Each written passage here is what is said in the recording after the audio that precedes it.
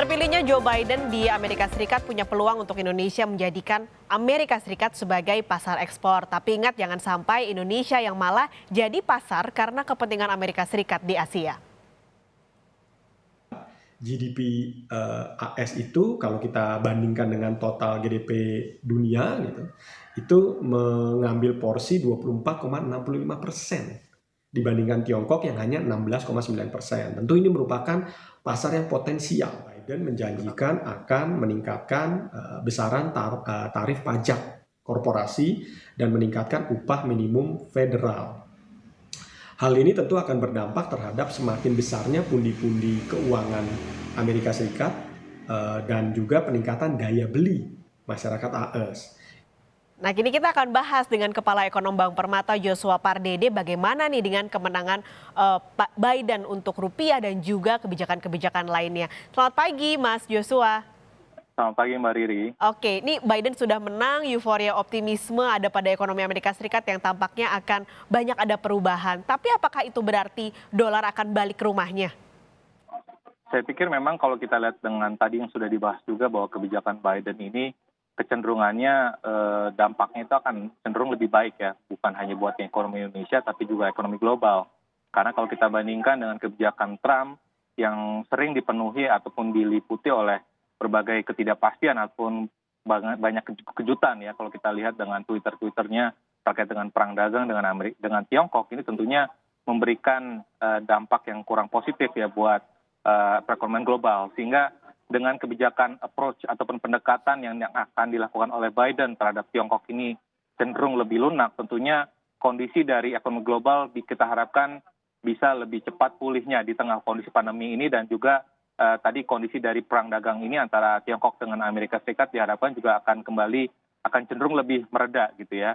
Nah, dampaknya tentu pada rupiah kalau kita lihat sepanjang bulan ini saja ya, dibandingkan dengan akhir bulan lalu itu sudah menguat kurang lebih sekitar 3%-an. Dan saat ini rupiah masih diperdagangan menguat ya, di pembukaan sesi perdagangan pagi ini rupiah sudah berada di bawah 14.200. Dan meskipun kita lihat secara secara tahun kalender kita masih mengalami pelemahan sekitar 2% ya dibandingkan dengan akhir tahun lalu.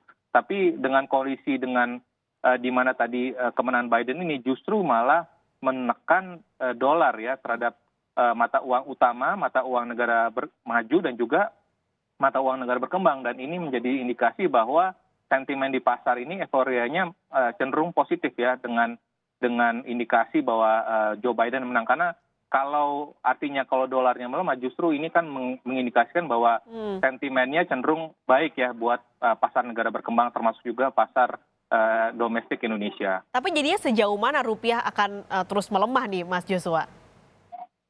Ya, saya pikir memang kalau kita lihat secara umum tentu pastinya akan ada kebijakan yang masih akan dilanjutkan ya oleh Biden ya, tentunya dengan kebijakan tensi dagang dengan Tiongkok ini saya pikir tidak akan langsung mereda begitu saja gitu ya, dan tentu tarif impor juga masih akan diberlakukan ya, karena kalau kita lihat dari slogannya sendiri juga ini hampir sama ya antara Biden dengan Trump ini.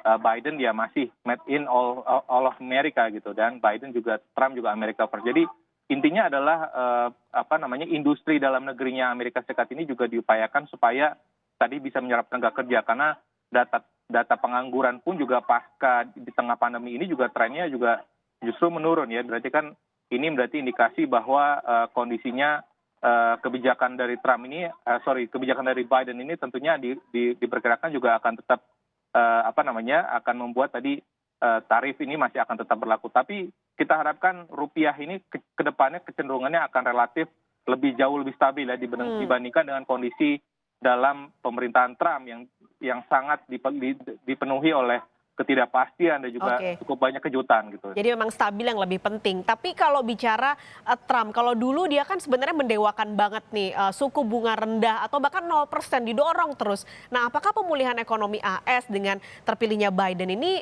butuh kenaikan bunga? Ya, saya pikir memang politik anggaran di AS sendiri tentunya akan cenderung berubah ya, dengan kebijakan pajaknya sendiri ini akan membuat spending pemerintah Amerika Serikat akan cenderung lebih lebih tinggi ya, karena Biden merencanakan untuk menaikkan rasio pajak ataupun tingkat pajak di Amerika Serikat, baik perusahaan ataupun perorangan gitu ya. Sehingga kaitannya terkait dengan suku bunga, saya pikir sampai sejauh ini saya pikir The Fed ataupun Bank Sentral Amerika Serikat ini cenderung akan independen. Artinya pemerintah pun juga saya pikir tidak bisa mengintervensi keputusan dari The Fed sendiri. Dan kalau kita melihat kemarin FOMC di akhir pekan lalu, ini juga menunjukkan bahwa sinyal-sinyal dari Bank Sentral Amerika Serikat sendiri masih akan menetapkan ataupun menjaga suku bunga ini tetap rendah ya, untuk bisa memastikan tadi pemulihan ekonomi Amerika Serikat. Untuk mungkin dalam 2-3 tahun ke depan ini suku bunga saya pikir masih akan tetap rendah meskipun Biden naik sebagai presiden.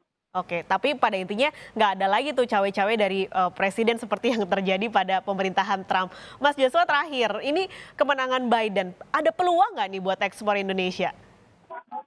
Ya, saya pikir memang AS ini merupakan tujuan pasar yang potensial ya, karena kalau kita lihat sejauh ini ekspor kita itu ke Amerika Serikat itu baru terkonsentrasi mungkin untuk ke beberapa komoditas, ya, khususnya pakaian, apparel, alas kaki ya, dan juga karet, dan juga mungkin karet alam, dan juga mungkin terkait dengan tekstil gitu ya. Dan saya pikir kedepannya ini bisa kita perluas lagi ya komoditi ekspor yang bisa kita ekspor ke Amerika Serikat, mengingat GSP terhadap Indonesia ini sudah diperpanjang ya di sebelum kemarin menjelang Pilpres Amerika Serikat, sehingga saya pikir ini momentum sangat baik sekali dengan kondisi di mana kita masih mengalami trade surplus sebenarnya dengan AS ya, kurang lebih sekitar setiap tahunnya itu 8 hingga 9 billion US dollar gitu. Sehingga harapannya ini kita harapkan dengan kondisi tadi pasar Amerika Serikat yang masih besar, dan juga komoditi ekspor kita pun juga kita harapkan punya nilai tambah yang lebih besar juga. Ini kita harapkan potensinya akan semakin besar untuk bisa mengenjot kembali ekspor kita ke Amerika Serikat. Mencari peluang di sana, jangan sampai kita yang malah dimanfaatkan. Terima kasih Kepala Ekonom Bank Permata Joshua Pardede sudah bergabung di Kompas Bisnis pagi ini. Sehat selalu Mas Joshua.